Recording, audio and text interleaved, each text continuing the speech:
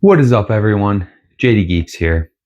Today, I will be talking about another Nerf blaster. Today, we will be talking about the Worker Seagull. The Worker Seagull is basically a Harrier's little brother. If you do look at the two designs, they do look very, very similar. Some people consider some of the things they did as an upgrade. Some think it's a downgrade, mainly because of the FPS difference. But you can really tell the similarities between this blaster and the WorkerHarrier. They even have the little smiley face like they did on the WorkerHarrier, and a similar design overall. Since we do have the white Harrier and white Seagull, I will show later the similarities between the two. But other than that, this blaster really does have some pretty solid features. The same features that the Worker Harrier has. It has the threaded barrel system, really good, or a really good air seal, decent sized plunger tube. And then they did fix a couple things. Some issues that people had was they didn't like the little metal piece handguard that connected here. It never bothered me, but it does bother some people. I will show that on the Harrier when I show it again. And then they also added some iron sights with some fiber optics in there, just so it's easier to see during the day, which I really like. I mean, this blaster is pretty solid. I think we have it sitting at about 130 FPS with bamboos, maybe a little harder. The prime is definitely a lot shorter than the Harrier's prime, but it is a very good blaster overall. We do have this thing almost maxed out. The only thing that we don't have in here is the 300 spring, because we have one step below that. It was too hard for her to be able to, for my fiance to be able to prime this blaster with the 300 spring consistently, because it does really tire out your arm with how short this prime is. But one spring down below and she does just fine. We did put on the Harrier stock from one of my other Harriers, because I put a different stock on that one. So it was a bit more comfortable for me. And we just threw this one on here. We did put a layer of tape right along the top to prevent it from pulling out any facial hair, if you do have facial hair on here. And yeah, that about sums it up. So let's compare it to the Harrier really quick.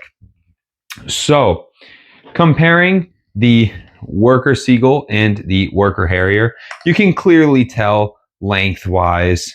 These are both set to, I think, 1 notch on the stock. You can clearly tell lengthwise that the Harrier is larger.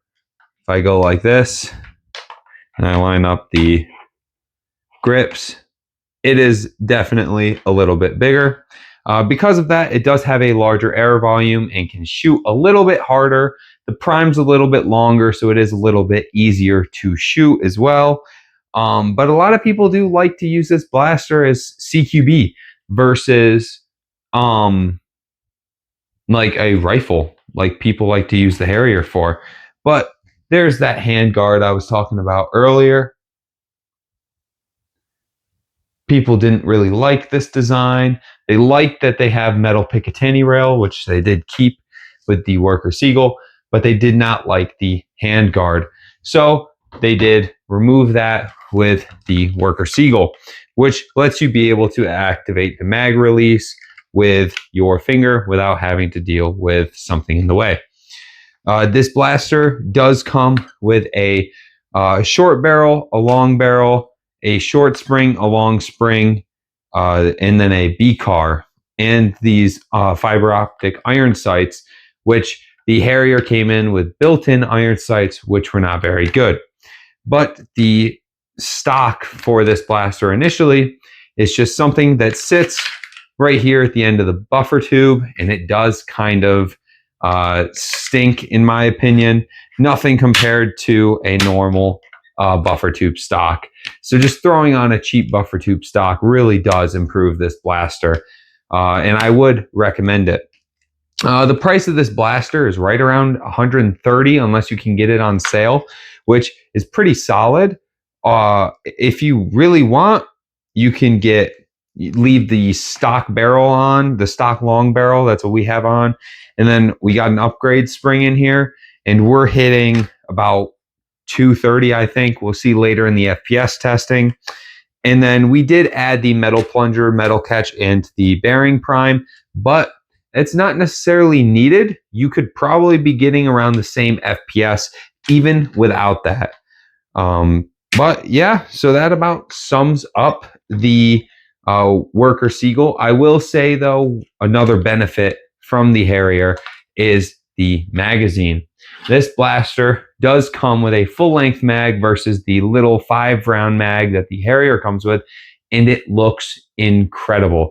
This magazine is a 15-round curved, I think it's called a Dragon mag from Worker, and in the blaster, it looks amazing. I really do like the way that this blaster looks and feels, and it is one of my top CQB blasters for close quarters.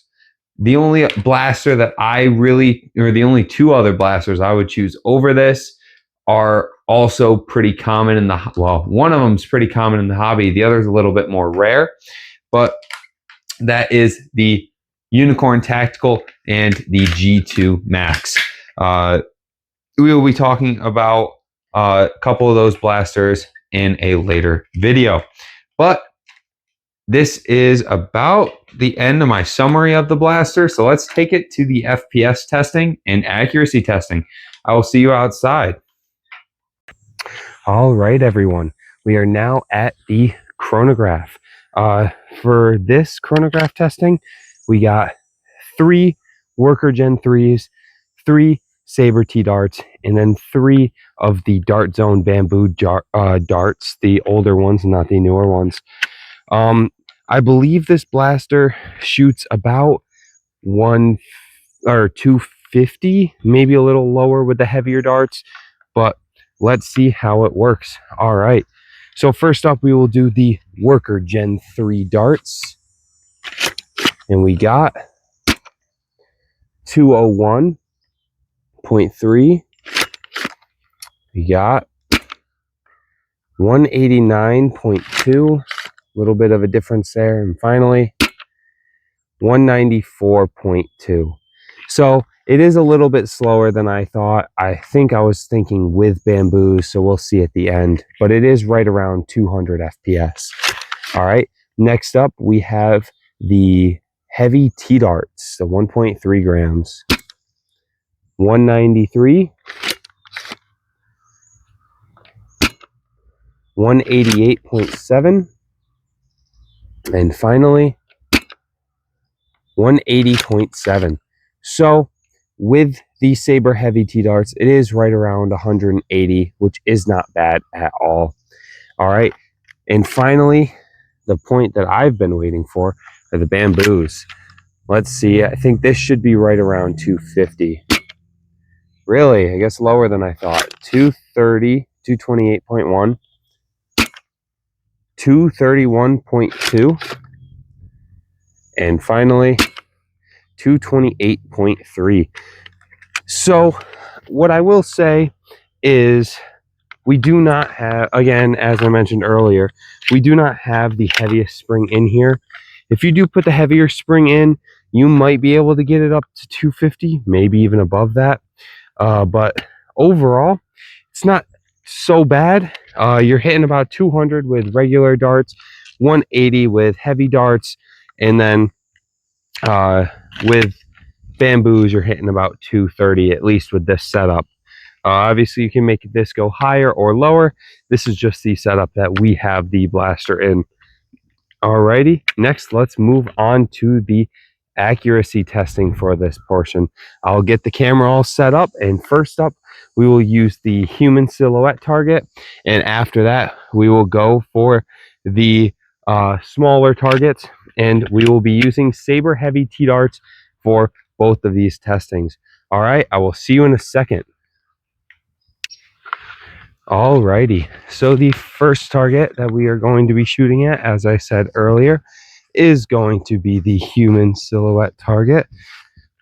And let's see how accurate this blaster is. Again, I am using the Saber Heavy T-Darts, so it shoots about 180 FPS. And my first shot, I will aim right at it, and I will adjust from there. Alrighty, a little high. Headshot. Yeah, I'm hitting this thing every time.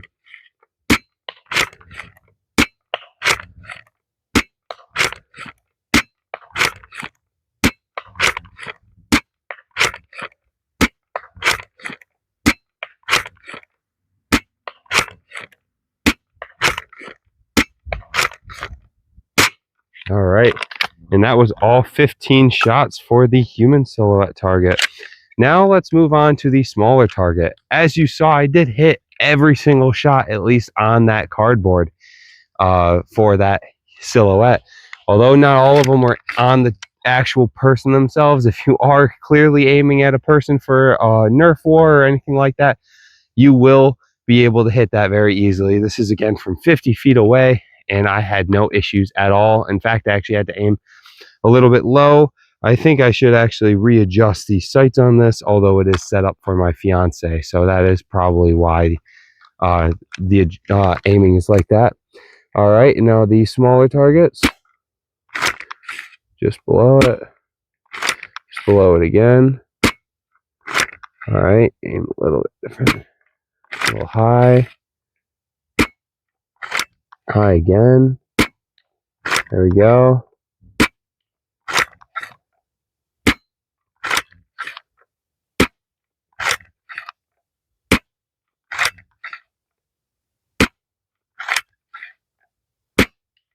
There we go. Got 2 shots left.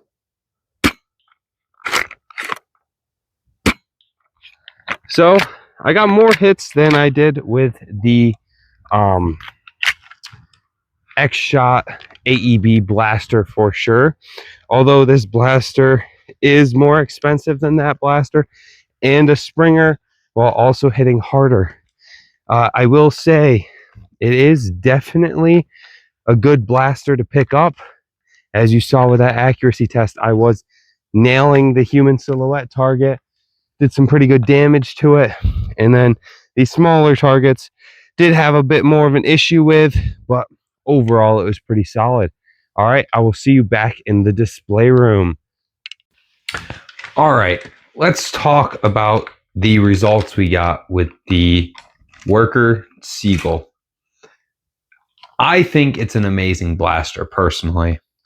At 180 with T-Darts, it was nailing that human silhouette target.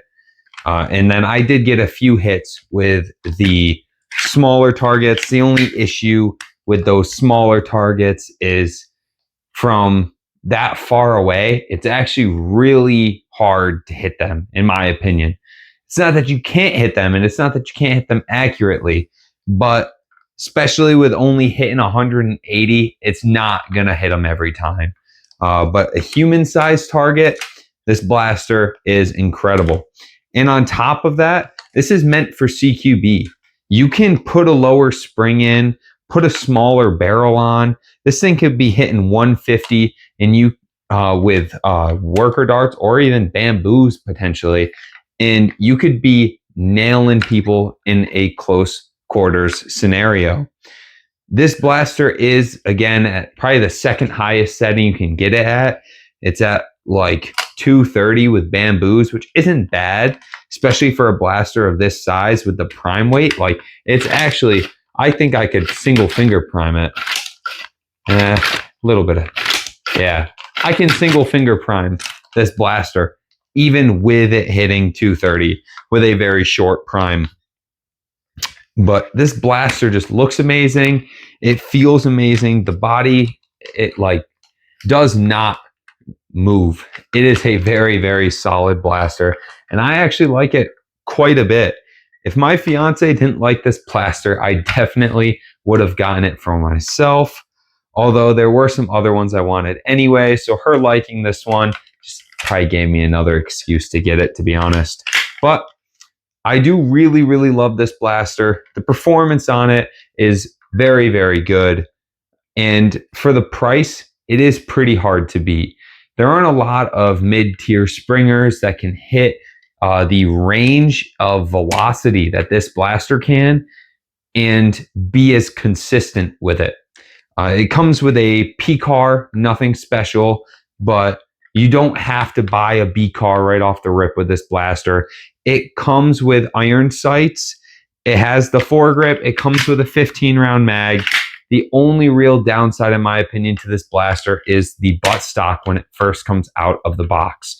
All you have to do is buy a cheap buttstock off of any website, gun store, or take it off of any other buffer tube Nerf gun that you have, throw it on here, and you will be good to go. You don't need to have anything fancy with this blaster, and you can run it at only about $130. It's pretty hard to beat. If I did have to choose between this and the Harrier, I personally would choose the Harrier just because I do like more rifle-like weapons, and the Harrier fits my playstyle a little bit better. But if you do like smaller blasters with a little bit more of a compact feel and look, this is definitely the blaster for you. Even my buddies who prefer 3D printed blasters do like the Worker Seagull a little bit more than the Harrier. But that about sums it up for my review on the Worker Seagull. If you have any questions, please put it in the comment section below. And this is JD Geeks signing off. Have a good one.